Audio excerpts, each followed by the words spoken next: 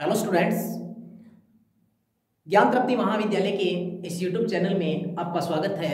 और आज हम बीएससी थर्ड ईयर के लिए एक टॉपिक लाए हैं जिसका नाम है टाइप्स ऑफ ग्लैंड्स, जिसमें हम बात करेंगे एंडोक्राइन ग्लैंड्स की। ठीक है, तो जैसा कि हम शुरुआत कर रहे हैं हमारे टॉपिक की, तो हम जानते हैं कि मानव शरीर में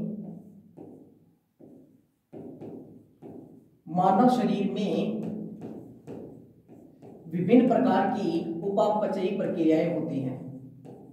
मानव शरीर में विभिन्न प्रकार की मेटाबॉलिक एक्टिविटीज होती रहती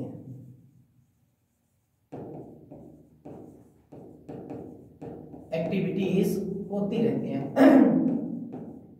तो देखो, हम बात कर रहे हैं कि मानव के शरीर में विभिन्न प्रकार की मेटाबॉलिक एक्टिविटीज होती रहती हैं, जिस दौरान जैव रासायनिक पदार्थ जो होते हैं,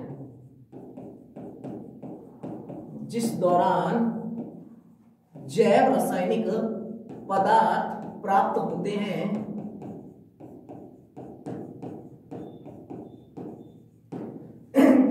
इन जैव रासायनिक पदार्थों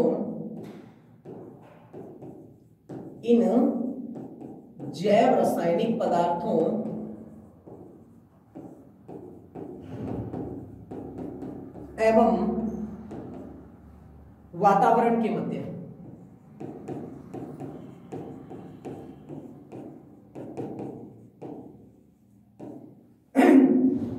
इन जैव रासायनिक पदार्थों एवं वातावरण के मध्य भौतिक और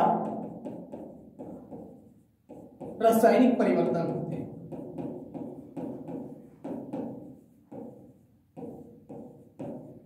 रासायनिक परिवर्तन होते हैं। तो देखो,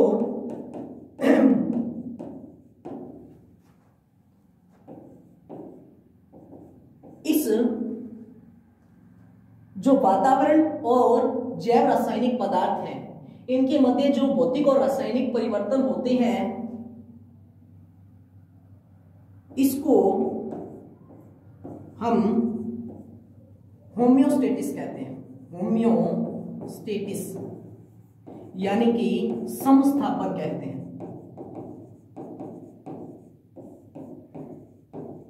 अर्थात जो विभिन्न प्रकार की मेटाबॉलिक एक्टिविटीज हमारे शरीर में होती हैं, उनका वातावरण के साथ जो भी चेंजेस होता है, उसे हमें एडजस्टमेंट करना पड़ता है, उसको हमें समस्थापित करना पड़ता है। इसके लिए हमारे शरीर में दो प्रकार के सिस्टम होते हैं, यानी इस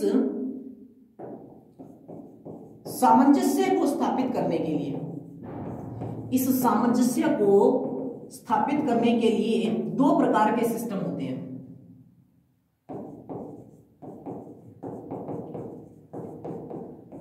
हमारे शरीर में दो प्रकार के सिस्टम पाए जाते हैं।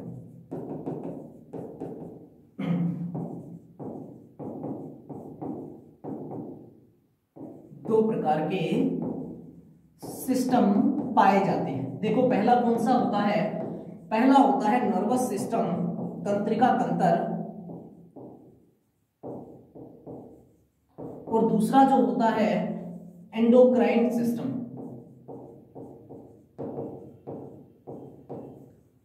अंतःस्रावी तंत्र। तो हमें पता लगा कि हमारे शरीर के अंदर जो मेटाबॉलिक एक्टिविटीज होते हैं, वो उनका वातावरण के साथ सामंजस्य स्थापित करना जरूरी होता है, जिसे हम कहते हैं होम्योस्टेटिस या समस्थापन। इस समस्थापन की प्रक्रिया को पूर्ण करने के लिए हमारे शरीर में दो प्रकार के सिस्टम पाए जाते हैं, जिसमें पहला है नर्वस सिस्टम यानी तंत्रिका तंत्र, और दूसरा है एंडोक्राइन सिस्टम यानी कि अंतःस्रावी तंत्र। अब हम बात करते हैं यहां पे सिस्टम्स की, एंडोक्राइन सिस्टम की। तो देखो, अंतःस्रावी तंत्र हमारे शरीर के अंदर विभिन्न प्रकार के अंतःस्रावी ग्रंथियां पाई जाती हैं। ये अंतःस्रावी ग्रंथियां जिन्हें हम कहते हैं एंडोक्राइन ग्लैंड्स। इन एंडोक्राइन ग्लैंड्स के द्वारा जो पदार्थ स्रावित किया जाता है उसे कहा जाता है हार्मोन। यानी कि हम एक छोटी सी लैंग्वेज में कहें तो हम ये कहते हैं कि अंतःस्रावी ग्रंथियों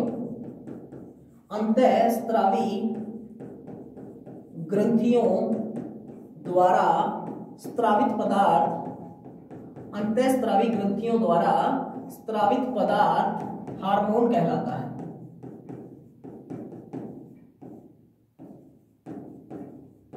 अंतःस्रावी ग्रंथियों द्वारा स्रावित पदार्थ क्या कहलाता है? हार्मोन कहलाते हैं।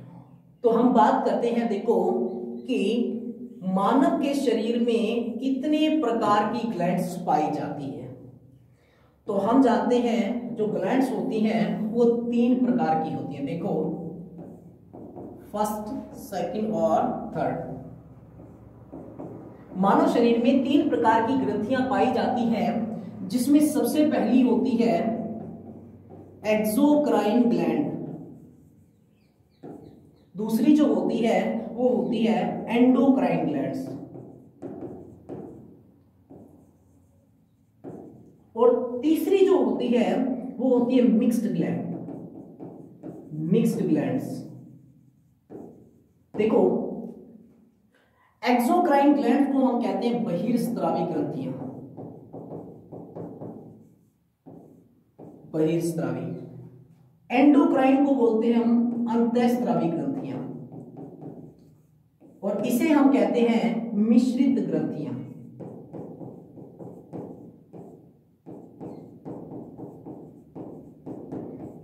देखो, एक्सोक्राइन ग्लैंड्स का उदाहरण है sweat glands.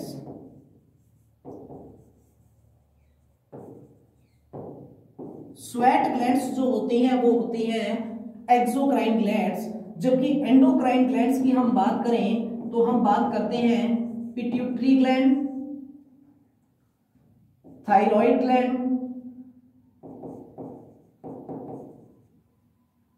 Parathyroid gland, hypothalamus,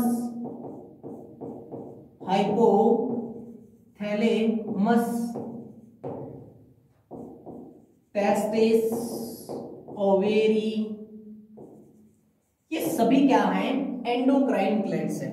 मेरे कहने का मतलब है, मानव के मस्तिष्क से शुरू होकर, यानी कि मानव के मस्तिष्क यानी हाइपोथैलेमस वाले भाग से नीचे की तरफ पीयूष ग्रंथि से नीचे की तरफ चलेंगे तो थायराइड ग्रंथि जो हमारे गले में पाई जाती है, थायराइड ग्रंथि के बैक साइड में पैराथायराइड ग्रंथि, और इसी प्रकार यदि हम बात करें यहां पे, तो यहां पे pituitary glands, thyroid glands, testis, ovary, hypothalamus, parathyroid, adrenal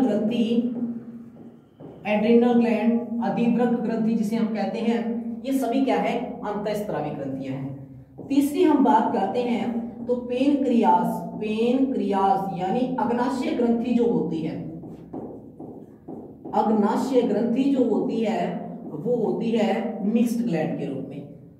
हम बात करते हैं सबसे पहले एक्सोक्राइन ग्लैंड्स की।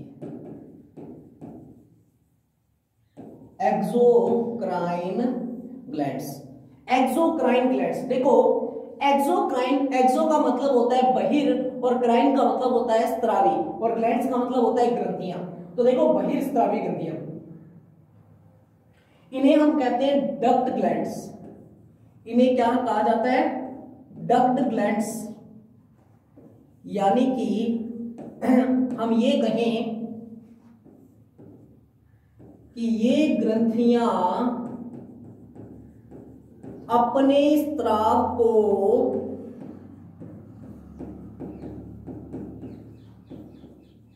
नलिकाओं के माध्यम से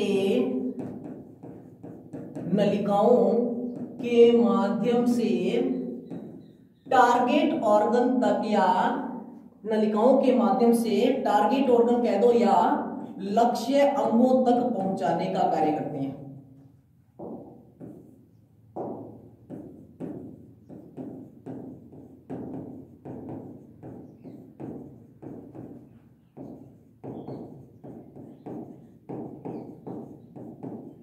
अर्थात हम ये कहें कि एक्सोक्राइन ग्लैंड्स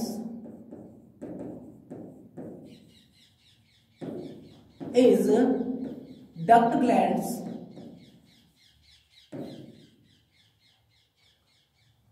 which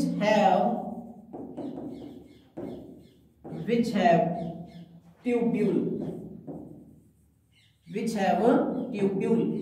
यानी अंतःस्रावी ग्रंथियां वे ग्रंथियां हैं जिनको जो अपने सेक्रेशन को या अपने स्राव को नलिकाओं के माध्यम से लक्ष्य अंगों तक पहुंचाने का कार्य करती हैं।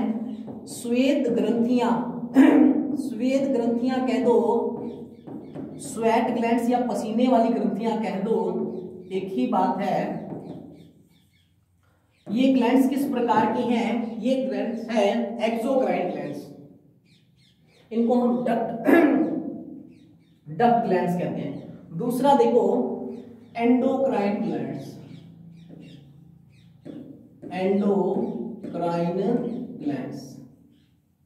यानी मानव शरीर में 3 प्रकार की ग्रंथियां आपको मिलेंगी। इन्हें कहते हैं डक्टलेस ग्लैंड, अर्थात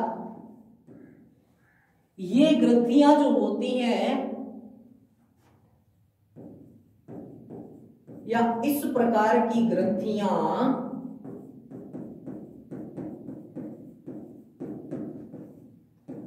नलिका विहीन ग्रंथियां कहलाती हैं। नलिका विहीन ग्रंथियां कहलाती हैं एवं ये अपने स्राव को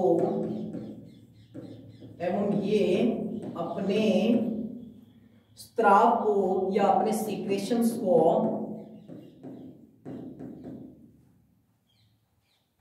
रक्त के माध्यम से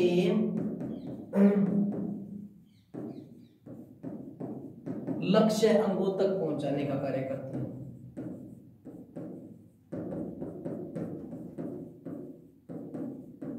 लक्ष्य अंगों तक पहुंचाती है।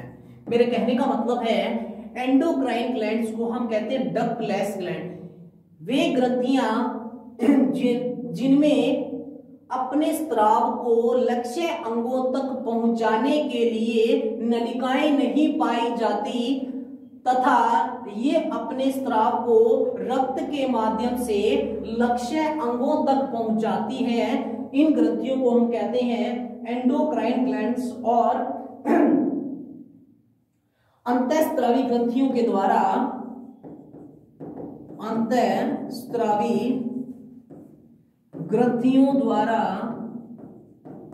स्रावित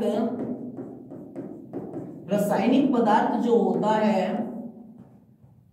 अंतःस्रावी ग्रंथियों द्वारा स्रावित रासायनिक पदार्थ हार्मोन कहलाता है।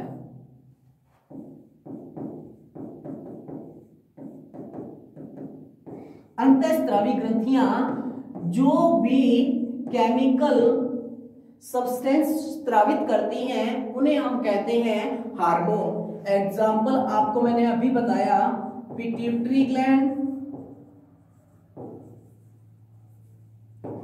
थायराइड ग्लैंड, पैराथायराइड ग्लैंड,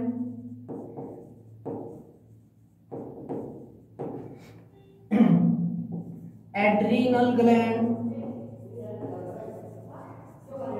ये सभी ग्रंथियां अंतःस्रावी ग्रंथियां होती हैं। नेक्स्ट देखो, तीसरी है मिक्स्ड ग्लैंड। तीसरी जो होती है वो होती है मिक्स्ड ग्लैंड, मिश्रित ग्रंथियां, यानी कि exocrine plus endocrine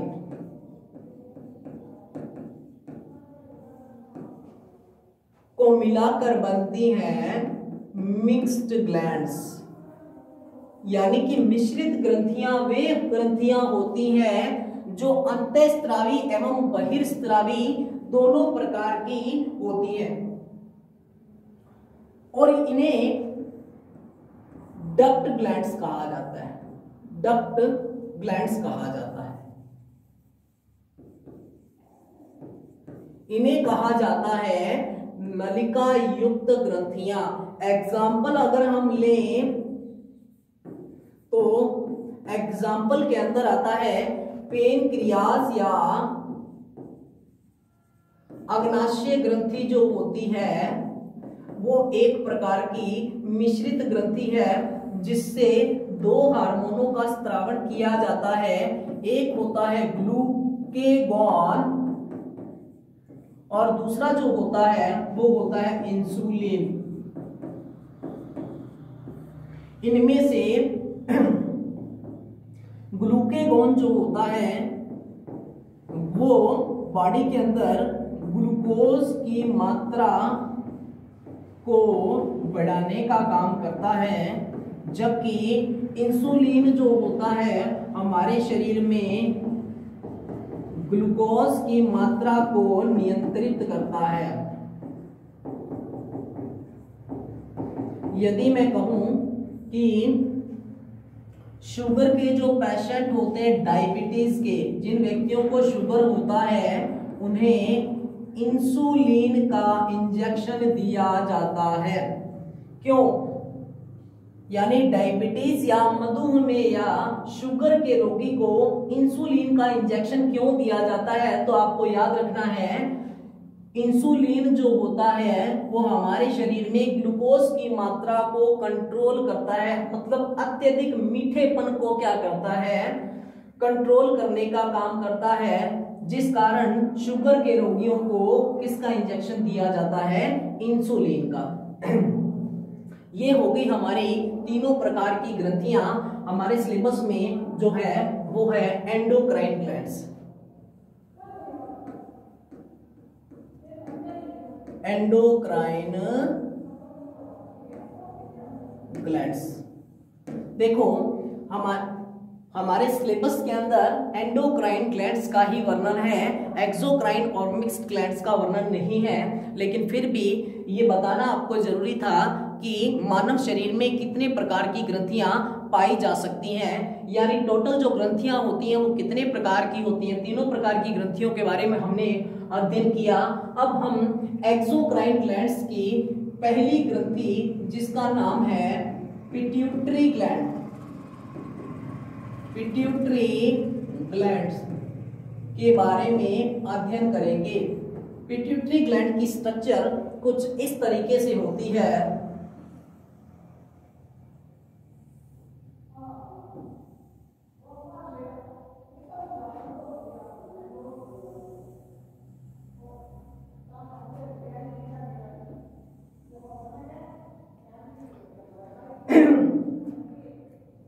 pituitary glands, pituitary glands का निर्माण दो भागों से मिलकर होता है। एक होता है एडिनो हाइपोफाइसिस प्लस दूसरा जो भाग होता है वो होता है न्यूरो हाइपोफाइसिस। एडिनो हाइपोफाइसिस और neuro hypophysis.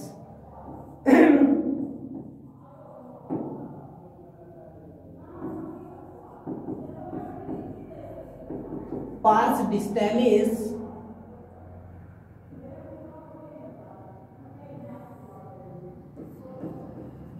Parse intermedia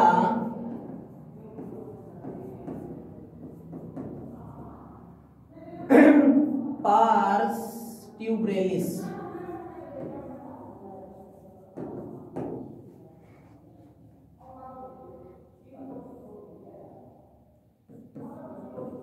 infundibulum,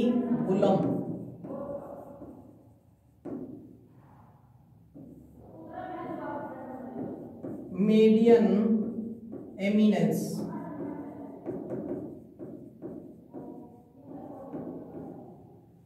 और जो ये वाला भाग है ये कहलाता है पारस नर्वोसा।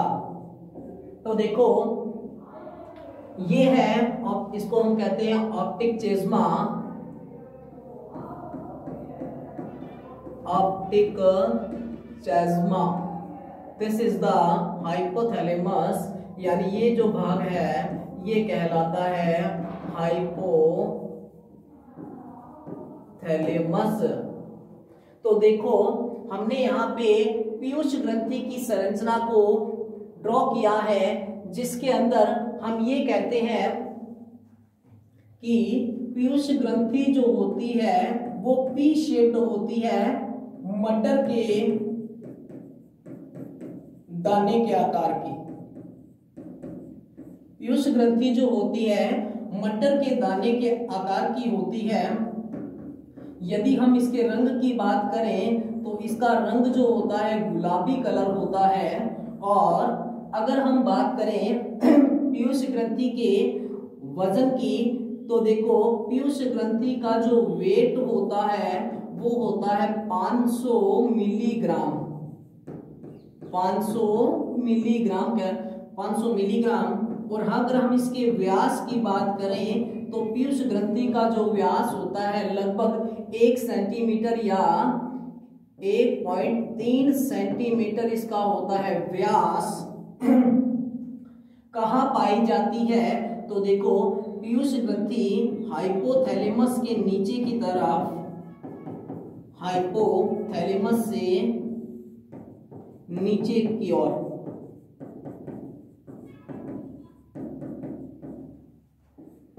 कपाल के अंदर, कपाल की स्फीनोइड अस्थि के, स्फीनोइड, कपाल की स्फीनोइड अस्थि के गर्त यानी खड्डे सेला टर्सिका में, सेला टर्सिका में पाई जाती है।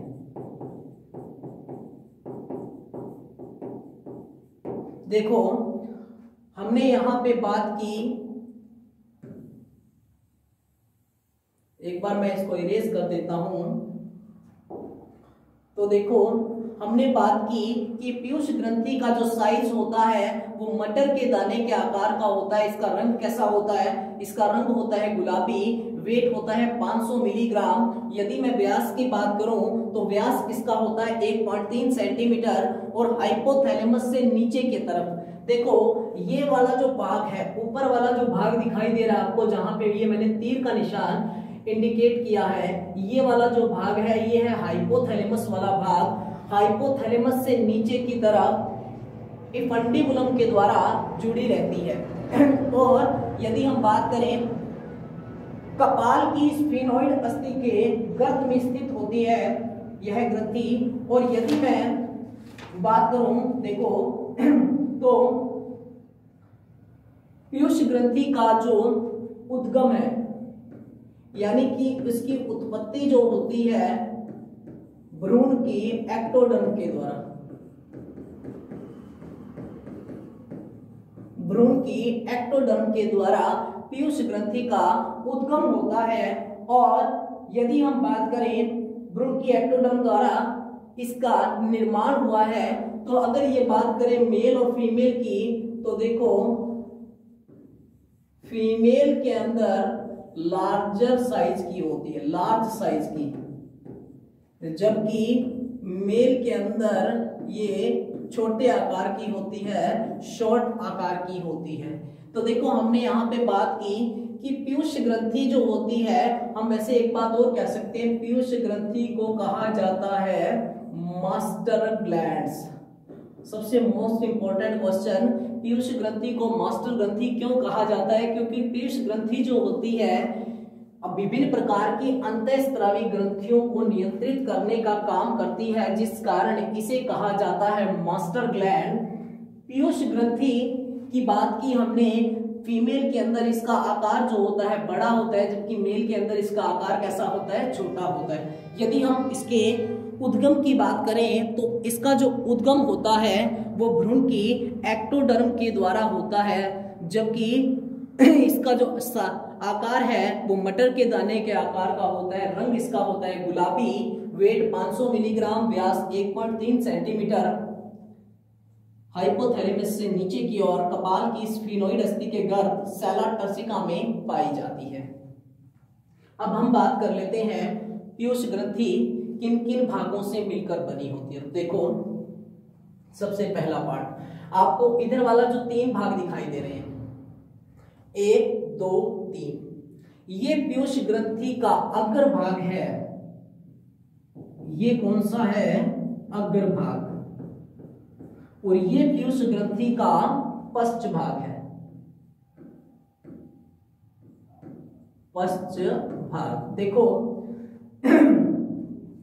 पीयूष ग्रंथि का जो निर्माण होता है वो 2 पालियों से मिलकर होता है या 2 भागों से मिलकर होता है, जिसके अंदर इस तरफ वाला जो भाग है वो पीयूष ग्रंथि का अग्रभाग है। इस भाग को हम कहते हैं एडिनोहाइपोफाइसिस।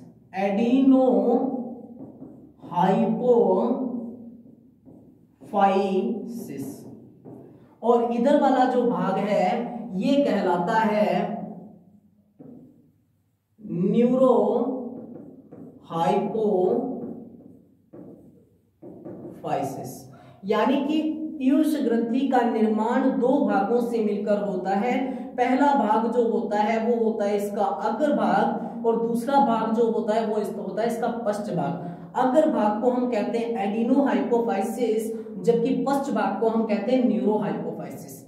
अग्र भाग का निर्माण 3 भागों से मिलकर होता है, जिसमें पहला भाग जो होता है, जो पीयूष ग्रंथि का सबसे बड़ा भाग है, वो है पार्स डिस्टेलिस। दूसरा भाग जो है वो है पार्स इंटरमीडिया। तीसरा भाग जो होता है पार्स ट्यूबरेलिस। ये तीनों भाग जो हैं ये किसके हैं? ये एडिनोहाइपोफाइसिस के भाग हैं। जबकि हम इधर की तरफ बात करें तो ये है न्यूरोहाइपोफाइसिस भाग, जिसका निर्माण भी 3 भागों से मिलकर होता है या 3 पालियों से मिलकर होता है, जिसमें पश्च भाग का सबसे बड़ा भाग है पार्स नर्वोसा भाग। और ये वाला जो भाग आपको दिखाई दे रहा है ये भाग है मीडियन एमिनेंस। इसको हिंदी में हम कहते हैं मध्य उभार। ये है मीडियन एमिनेंस वाला पार्ट। और तीसरा भाग जो होता है इनफंडिबुलम वाला भाग होता है। तो देखो हम बात करते हैं पिट्यूटरी ग्लैंड्स की।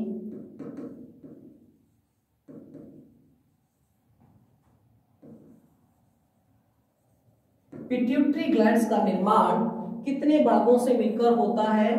पिट्यूटरी ग्रंथि या पीयूष ग्रंथि का निर्माण 2 भागों से मिलकर होता है, जिसमें पहला भाग होता है एडिनोहाइपोफाइसिस। दूसरा भाग जो होगा वो कौन सा होगा? न्यूरोहाइपोफाइसिस। न्यूरोहाइपोफाइसिस। एडिनोहाइपोफाइसिस में कितनी लोब होती है? 3। पहला होगा पारस डिस्टेलिस, पारस इंटरमीडिया,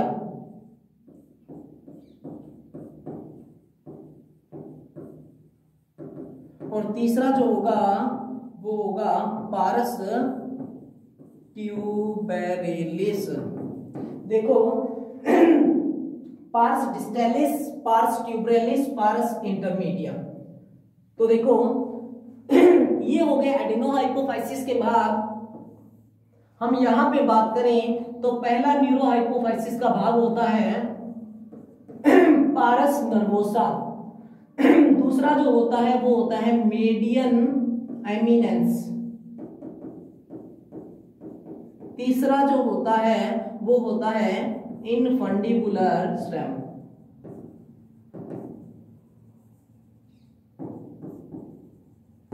यदि हम बात करें कि एडिनो, ये पीयूष ग्रंथि के ये है अग्रभाग और ये है पश्चभाग। अग्रभाग का सबसे बड़ा भाग जो होता है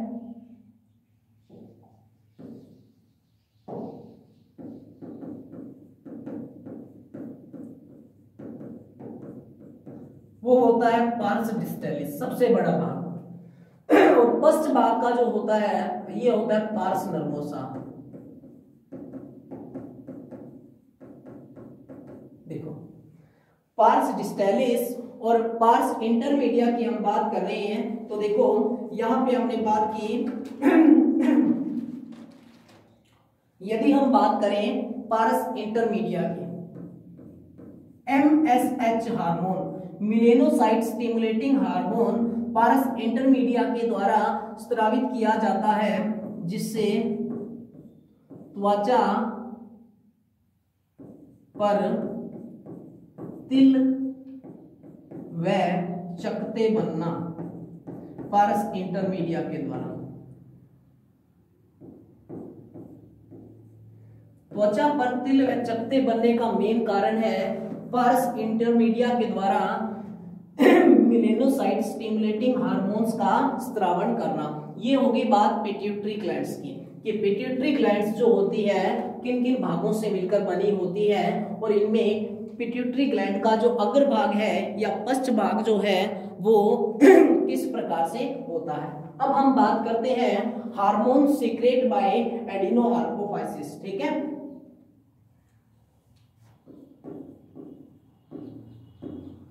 hormone secrete by adenohypophysis. Adenohypophysis, hormone secrete by adenohypophysis. देखो, एडिनोहाइपोफाइसिस भाग के द्वारा सबसे पहला हार्मोन जो होता है स्रावित किया जाता है वो होता है ग्रोथ हार्मोन, जिसको हम कहते हैं SPH और ऑब्लिक ग्रोथ हार्मोन, यानी कि सोमेट्रोट्रोपिक हार्मोन। और GH का मतलब होता है ग्रोथ हार्मोन, यानी कि वृद्धि हार्मोन कह सकते हैं हम इसको। यानी कि सोमेट्रोट्रोपिक जो है एक प्रकार का कौन सा हार्मोन है, ये एक प्रकार का वृद्धि हार्मोन है, जिसके कारण देखो यह हार्मोन शरीर की वृद्धि का मुख्य घटक होता है। यह हार्मोन शरीर की वृद्धि का मुख्य हार्मोन है। यह हार्मोन शरीर की वृद्धि का मुख्य हार्मोन है, जो कि देखो शरीर की अस्थियों, यह शरीर की अस्थियों और पेशियों के विकास में, शरीर की अस्थियों व पेशियों के विकास में, संयोजी ऊतकों के निर्माण में, यानी संयोजी ऊतकों के वृद्धि में, और कोशिका विभाजन को भी क्या करता है, ये प्रोत्साहित करता है। कोशिका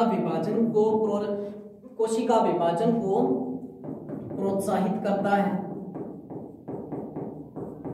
यदि हम ये कहें उत्सर्जन में भी इसकी महत्वपूर्ण भूमिका होती है, तो देखो यह यूरिया का उत्सर्जन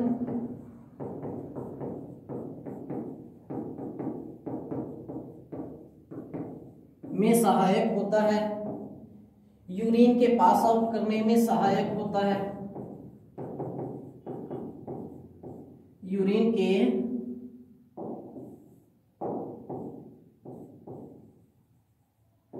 पास आउट में भी क्या होता है, सहायक होता है। और यदि हम बात करें शरीर की लंबी अस्थियों पर सबसे ज्यादा प्रभाव पड़ता है इसका, शरीर की लंबी अस्थियों पर सर्वाधिक प्रभाव, शरीर की लंबी अस्थियों पर इसका क्या पड़ता है, सर्वाधिक प्रभाव। यानी कि हमने सबसे पहला एडिनो हाइपोफाइसिस के द्वारा जो स्रावित किया जाने वाला हार्मोन है वो है सोमैटोट्रोपिक हार्मोन, जिसको हम कहते हैं ग्रोथ हार्मोन। इसको हम कहते हैं वृद्धि हार्मोन। शरीर की लंबी अस्थियों पर सर्वाधिक प्रभाव अपना दिखाता है हार्मोन। यह हार्मोन शरीर की वृद्धि का मुख्य हार्मोन है। इसके अलावा अस्थियों और पेशियों के विकास में भी महत्वपूर्ण भूमिका निभाता है, संयोजी ऊतकों के निर्माण में यानी संयोजी ऊतकों की वृद्धि में, और कोशिका विभाजन को भी क्या करता है, प्रोत्साहित करता है। और यदि हम कहें तो ये ऊतकों के क्षय को भी क्या है, रोकता है। ऊतकों के क्षय को भी रोकता है, यानी ऊतकों का नष्ट होने से भी बचाता है। यदि मैं बात करूं तो देखो जो ग्रोथ हार्मोन है, ग्रोथ हार्मोन के अल्पस्रावन व अतिस्रावन से होने वाले रोग, ग्रोथ हार्मोन के अल्पस्रावन व अतिस्रावन से होने वाले रोग, देखो 4 प्रकार के रोग जो है, सोमैटोट्रोपिक हार्मोन कह दो या ग्रोथ हार्मोन कह दो, इससे सबसे पहला जो रोग होता है यानी ग्रोथ हार्मोन के अल्पस्रावन से कहें या हम अतिस्रावन से कहें, तो देखो सबसे पहले हम बात करते हैं अल्पस्रावन से होने वाला रोग। अल्पस्रावन से तो देखो सबसे पहला जो है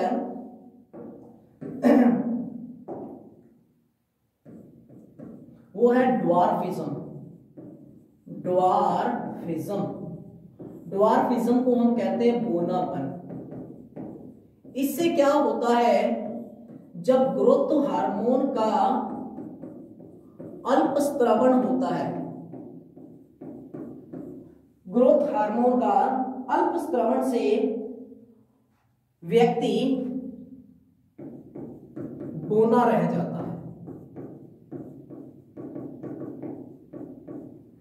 ग्रोथ हार्मोन के अल्पस्रावन से व्यक्ति बौना रह जाता है, और ऐसे व्यक्ति कैसे होते हैं, नपुंसक होते हैं व बांझ नेचर के होते हैं।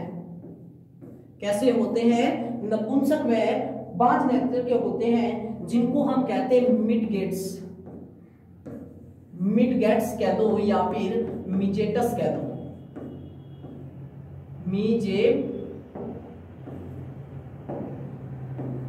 इनको हम कहते हैं मिजेटस, ठीक है। और देखो और इस बौनेपन को यानी व्यक्ति के इस बौनेपन को एटलियोसिस कहा जाता है। एटलियोसिस,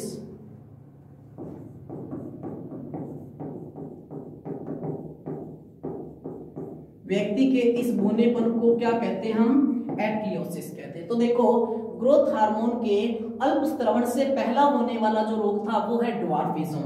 दूसरे की अगर मैं बात करूं तो दूसरा है ड्वार्फिज्म का अपोजिट, जिसको हम कहते हैं यहां पे जियांटिज्म।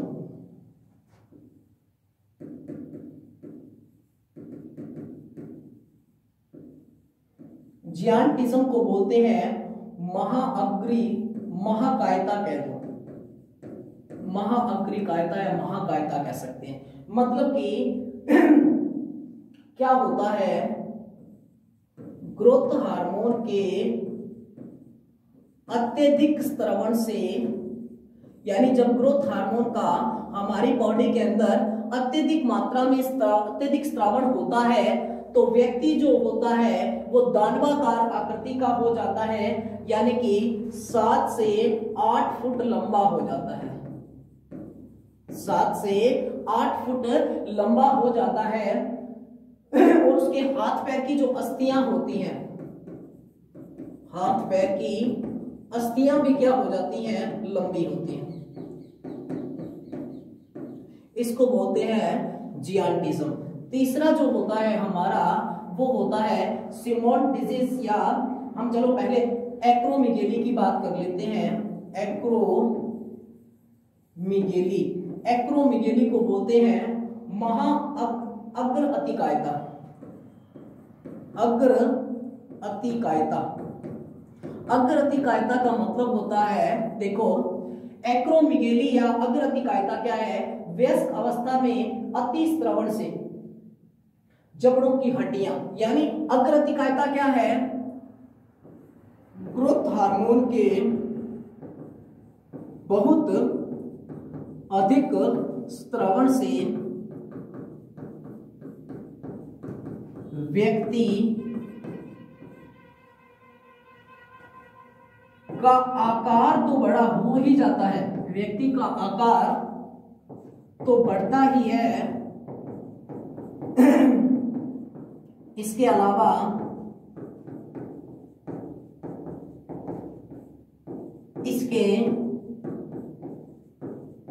इसके अलावा देखो इसके जबड़े की हड्डियां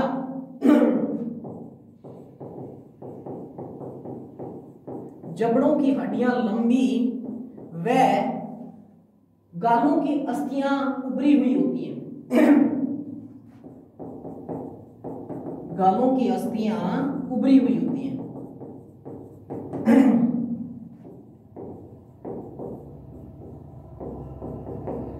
तो देखो हमने बात क्या की, जियांटिज्म, एक्रोमिगेली क्या है।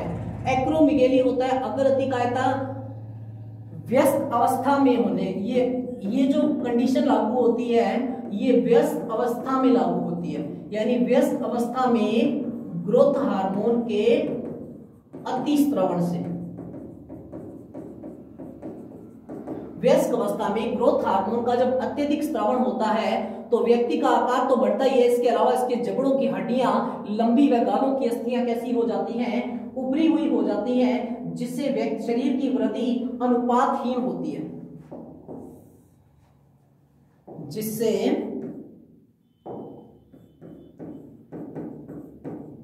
शरीर की जो वृद्धि होती है अनुपातहीन होती है, वह व्यक्ति बेडोल हो जाता है, वह व्यक्ति बेडोल सा लगता है।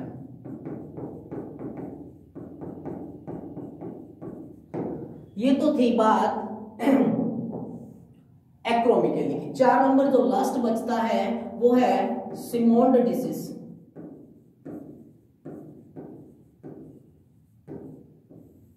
देखो सिमोंड डिजीज क्या है, सिमंड रोग है, पूर्ण वृद्धि के बाद वृद्धि हार्मोन का अल्प स्राव हो तो मनुष्य के ऊतक नष्ट होने, यानी पूर्ण वृद्धि होने के बाद यदि वृद्धि हार्मोन का अल्प स्राव होता रहता है तो मनुष्य के ऊतक नष्ट होने लगते हैं।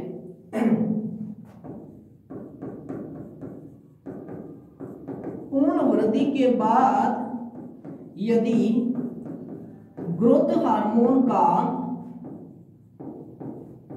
अल्प स्त्रवण होता रहता है तो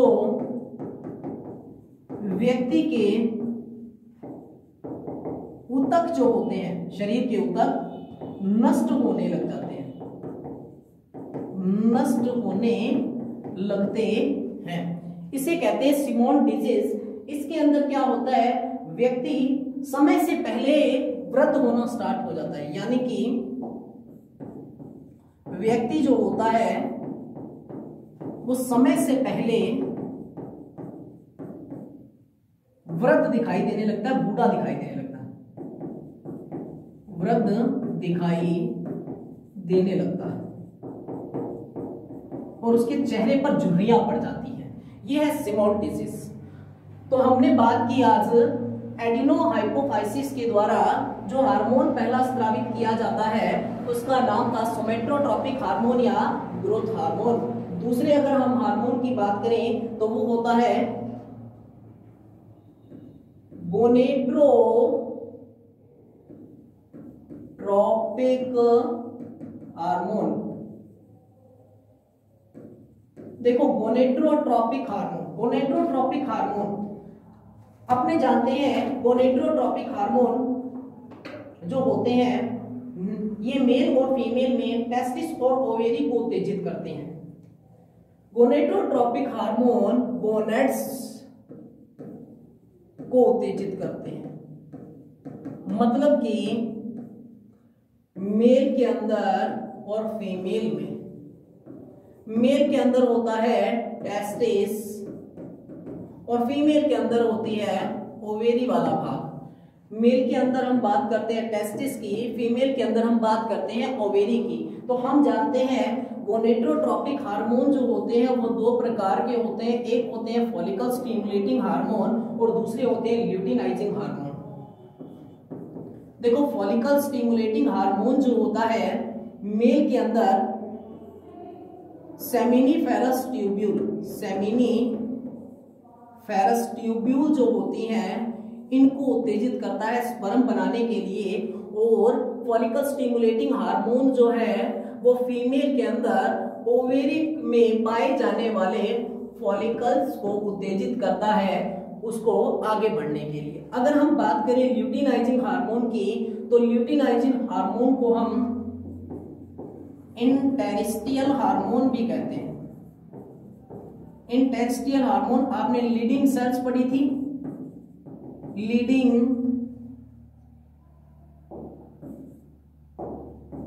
लीडिंग सेल्स, लीडिंग कोशिकाओं के द्वारा हमने पढ़ा था। पुरुषों में लीडिंग सेल्स जो होती हैं ये हार्मोन पुरुषों में लीडिंग सेल्स को उत्तेजित करता है, और लीडिंग सेल्स जो होती हैं नर हार्मोन एंड्रोजन्स को स्रावित करते हैं। एंड्रोजन्स का मतलब लीडिंग सेल्स के द्वारा टेस्टोस्टेरोन नामक हार्मोन्स का स्रावण जो किया जाता है वो इंटेरिस्टियल सेल्स के द्वारा किया जाता है। अर्थात जो मेल के अंदर लीडिंग सेल्स जो होती हैं वो नर हार्मोन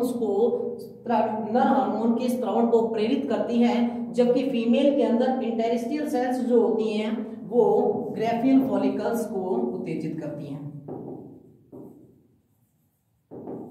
तो हमने आज बात की दो प्रकार के हार्मोन की।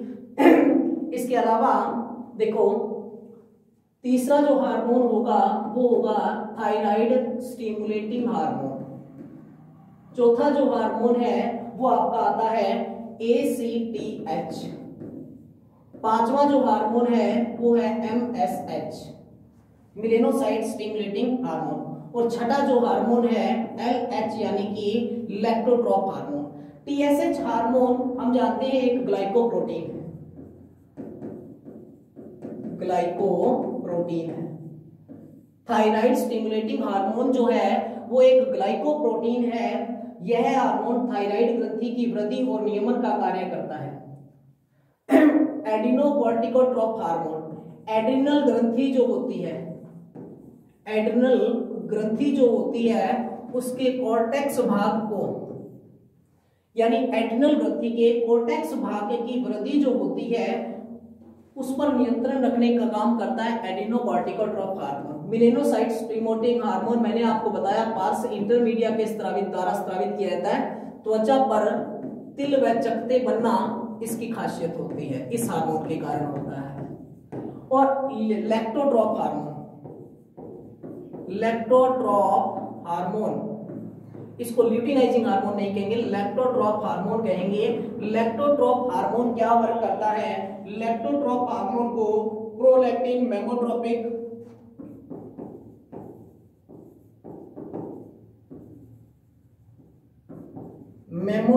हार्मोन भी कहते हैं। यानी दोनों हार्मोन ये लैक्टोट्रोप प्रकार के होते हैं। ये क्या होते हैं? ये ग्रंथि, यह जो हार्मोन्स होते हैं ये गर्भावस्था में स्तनों की वृद्धि करते हैं। फीमेल की प्रेगनेंसी के दौरान स्तनों की वृद्धि में महत्वपूर्ण भूमिका निभाते हैं।